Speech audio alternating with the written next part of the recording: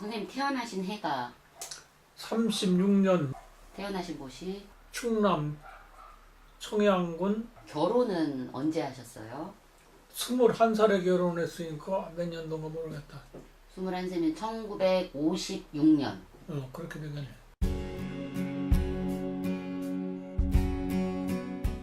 아버님은 뭐 한학 이런 거 하셨나요?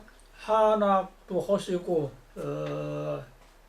주로 이제 그 우리 아버님은 얘기책을 잘 읽으셨어요. 고담 소설을 잘 읽는데 그 우리 아버님이 나는 그때는 은문이라고 그랬어. 은문이라고 그랬는데 내가 몇 살 때 그걸 배웠느냐면 8살 때 배웠어요.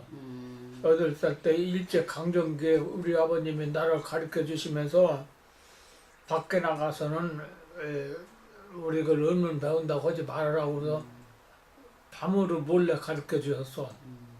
그러니까 초등학교 들어가기 전에 나는 은문을 알고 들어갔어요. 그러고서 이제 그 해방이 내 11살 때 해방이 됐는데 은문을 가르쳐 주고 나서 내가 은문을 터득을 하니까 또 책 읽는 법을 또 가르쳐 주시더라고. 보통 몇 분 정도 모여야 그렇게 읽어주시고 그러나요? 동네 사랑방에 그때는 많이 모이면 한 10명 모이기도 하고 사랑방에 큰 사랑방에 사람이 꽉 차게 모이기도 하고 그러지. 거기 사랑방에 사람들이 모여 있으면 거기 이렇게 초청을 해서 이제 부르셨던 거예요? 그렇죠. 예. 네. 예. 이제 책은 이제 우리 집 있는 책 가지고 가기도 하고 그 사랑방 손님들이 또 구해오기도 하고 그래가지고 이제 읽어드리고. 그 해방되고 나서는 맘 놓고 책들을 읽었거든. 근데 책 읽는 사람이 우리 동네도 해방 딱 되고 나니까는 은문하는 사람이 한 30% 되는 동네에 은문하는 사람이 3명밖에 없었어. 나까지 4명이었었어. 나는 그런데 특이한 인물이었었지. 왜 그러냐면 그때 우리 아버님이 가르쳐줬기 때문에 그 어린애가 은문을 한다는 건 나 하나밖에 없었어. 내 학교 다닐 때 1300명 학생 중에 해방되고 나서 한글하는 사람이 나밖에 없었어. 그때는 한글 첫걸음이라는 책 해방되고 그것을 학교에서 주더라고. 한 권씩을 한글 첫걸음이라는 걸 책을 그것을 아는 사람이 선생들도 그걸 모르는 사람이 많아서 한글을 모르는 사람.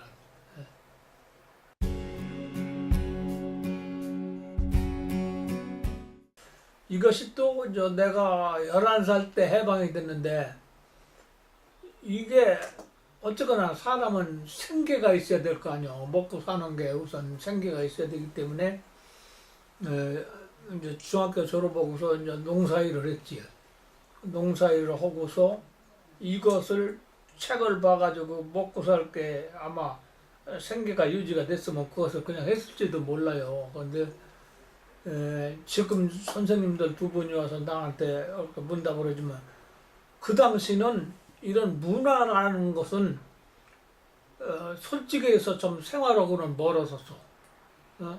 우선 그 노동을 하든지 뭘 하든지 하여튼 먹고 사는 거 의식주를 해결해야 다른 것도 하는 건데 지금도 2분 선생님이 이제 문화 사업을 해주고 있지만 그러한 나 자신도 문화가 그렇게 소중하다는 걸 몰랐고 그 우선 생계를 유지해야 되겠다 싶어서 내가 나는 종이 만드는데 제지 공장 거기를 취직을 했어요.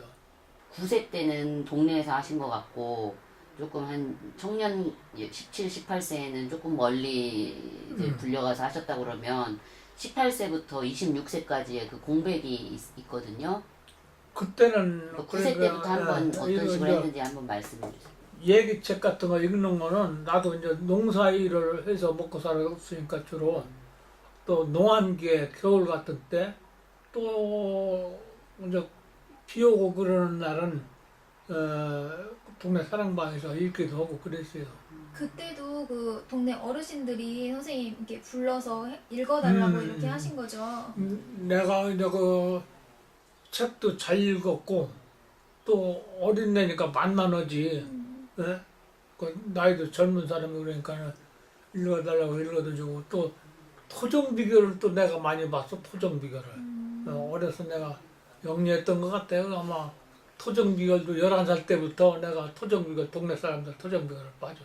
주로 이제 그 나이 한 12살, 6살 때는 동네에서 했고 또 그 한 17, 8세 때는 이제 전적 소문이 나가지고 인근 마을도 내가 초청받아서 가서 읽어주고 그랬어요. 강독사라는 그런 직업이나 이런 일 하는 사람들에 대해서 그 인식이나 이런 게 어땠나요? 사회적인 인식.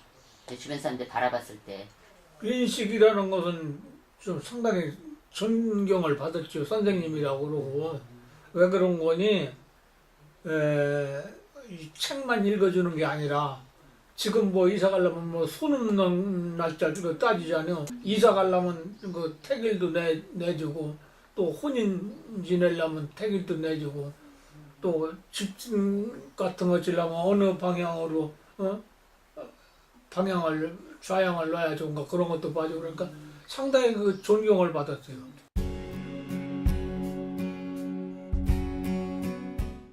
그럼 왜 어떻게 또 다시 강독 생활을 강독사로서의 삶을 다시 걸어가게 되신 이유가 뭔가요? 근데 그 내가 이걸 하면서 심 만났다고 그랬잖아요. 심 만나고 또 아까 내가 그 문화재청이 그때 있을 텐데 그 만나고 그래서 이게 젊어서 할 적에는 이게 내가 중요한 문화라는 걸 몰랐어요. 근데 지금 현재 이분들을 만나고 여기에 대한 이제 지식을 알게 되니까 이게 상당히 소중한 문화라는 걸 알았지. 그 뭐가 소중하냐면 물론 이 글이라는 것은 동서 고금을 막는 거고 다 소중을 해요. 근데 특히 우리나라는 일제 강점기 때 우리 글도 배우지 못하기 때문에 나도 아까 얘기했지만 해방되고 나서 30호 되는 동네에 한글하는 사람이 나를 포함해서 5명밖에 없었어. 5명밖에. 그러면은 이 책을 읽는데 어떻게 읽느냐면 그 외국 문화는 그냥 이게 홍길동전하면 그냥 홍길동전이고 말하자면 홍길동전이면 그냥 홍길동전이고 화설 조선국 세종 시절에 이런 식으로 서양 같으면 그런 식으로 읽는단 말이야. 그러나 화설 조선국 세종 시절에 이런 음악적으로 멜로디를 사연에다 붙여서 읽는 문화가 보통 문화가 아니라는 걸 내가 지금도 그걸 상당히 내가 소중하다는 걸 알고 있어요. 그러면은 이게 지금 내가 아까도 얘기했지만 나 젊어서 60년대 이때만 해도 그게 어느 거리든지 다 책 읽는 사람이 다 있었어요. 대중문화 있었어요. 근데 지금은 외롭게도 대한민국에서 나 하나밖에 없단 말이야. 책 읽는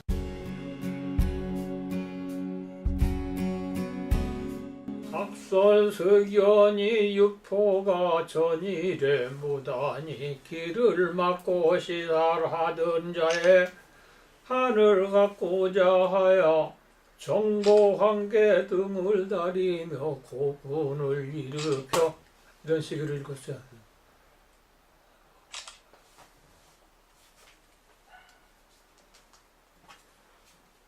명언광인이 자는 계자요 부인짐에는 즉 소견이 자저하여 많이 들어야 이런 나 같은 이런 사이클이 생겨. 그런데 그렇지 않고서는 그냥 올라가면 억지로 올라가면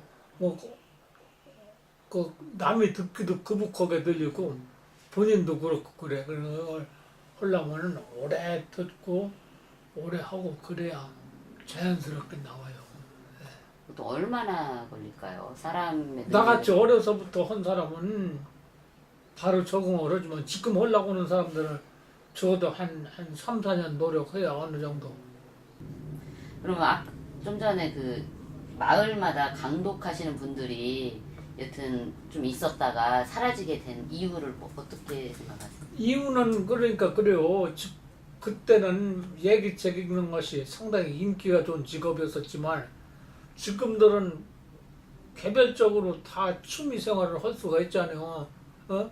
라디오 듣고 싶으면 라디오 듣고 혼자도 연속곡 듣고 싶으면 연속곡 듣고 그러니까 여러 사람이 필요 없다 이거요. 그러니까 그런 이제 자연적으로 이제 그런 얘기책 같은 거 아쉽게 안 먹어보고 읽어달라고 안 해도 내가 라디오 틀어놓으면 되니까 지금 그러니까 자연적으로 없어진 거지. 선생님 궁금한 게 이 책들 보면 띄어쓰기가 안 돼 있잖아요. 그리고 이게 네. 띄어쓰기가 안 돼 있고 그러니까 이게 한문투잖아요. 그렇지. 이런 거 읽으실 때 그러니까- 방법이 어떻게 아니 그러니까 이게 송문제 즉의 13년이라 이때 시절에 태평하야 이게 이 태평하야 이런 거 읽는 거 전문적으로 배우지 않으면 어렵다고. 근데 나는 그냥 띄어쓰기도 않고 그냥 했어도 다 나는 그냥 스무 속에 읽지. 어려서부터 우리 아버님한테 배웠기 때문에 그랬고 그러니까 별도로 나한테 배워야 한다고 이거를.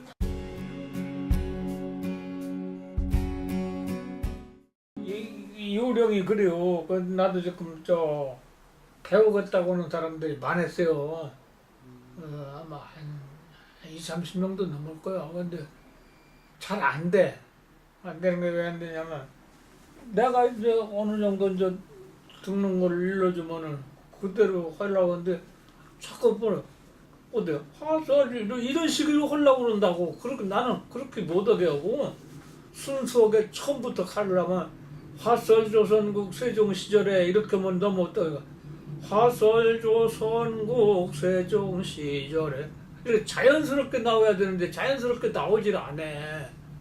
그래서 또 그만두고 또 한 가지는 뭐냐면 이것을 또 배워가지고 그것이 여기서 밥이 생기느냐 옷이 생기느냐 그것도 큰 문제란 말이오. 근데 이게 옷밥 생기는 것도 아니잖아. 그러면 내가 이제 문화재가 되니까는 문화재가 되면은 그래도 어느 정도 활동비는 좀 나와. 문화재가 되면. 근데 이게 선생이 어느 정도 좀 윤택한 생활을 하고 있는 가지고서 얼마든지 저기 하는데 그것도 아니고 그러니까 배우려고 하는 사람이 없더라고. 나는 그런 걸 떠나서 객관적으로 생각할 적에 이것이 상당히 소중한 문화라는 것은 자부심을 가지고 있어요. 그렇기 때문에 이걸 어떻게든지 이어나가야 되는데 두 분 선생님 지금 오늘 찾아준 것도 그래서 내가 고마운 거예요. 뭐냐면 나 죽기 전에 이런 소중한 문화를 어떻게든지 그 후세들한테 전해줘야만이 내 의무를 한다는 그런 사명감을 가지고 있어요. 항상. 그런데 여의치 않아요. 그래서 어떤 기회라도 되면은 그런 걸 좀